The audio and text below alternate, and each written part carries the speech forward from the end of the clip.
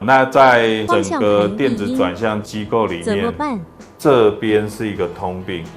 哦，这个有十字接头，有伸缩杆。哦，这些只要有活动的机构，一定会有这些东西。那久而久之，间隙会变大，就有异音。一般来讲，日产车最常遇到的问题就是这个。你们要听到，有异音，好像是这边发出来的。这一次可以优先更换，原则上都可以处理转向系统80%的异音。